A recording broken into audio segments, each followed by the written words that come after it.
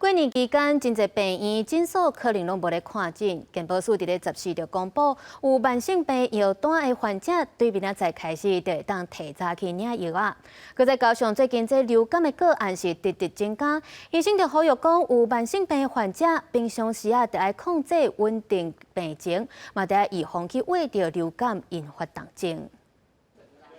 过年要到啊，年假的时阵，病院诊所侪拢无看诊，不过慢性病的患者也是爱照常食药啊控制。1月14，健保署就宣布，有慢性病连续处方签的民众，会使伫过年前10天，自1月15开始，就通提早去领过年时要食的药啊。有医师嘛呼吁慢性病患者，平常时就爱注意控制病情。比如说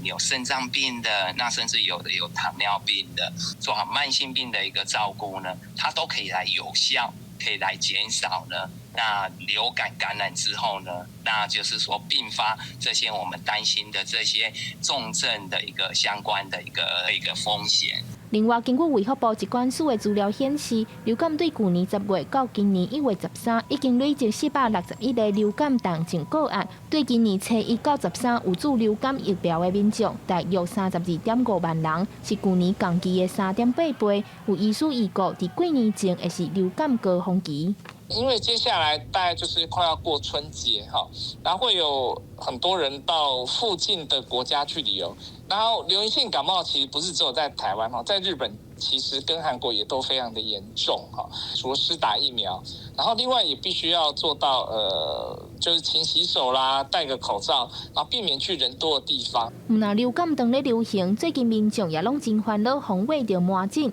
医师也特别强调，只要是1981年进前出世的民众，若是有得过麻疹，体内拢有抗体。1981年之后出世的人，会当检查体内是毋是有抗体，才决定敢要注麻疹的疫苗。上重要的是加强个人甲环境的卫生，减少去人侪所在，随时观察家己的身体状况。记者张家嘅谢桂林台北报道。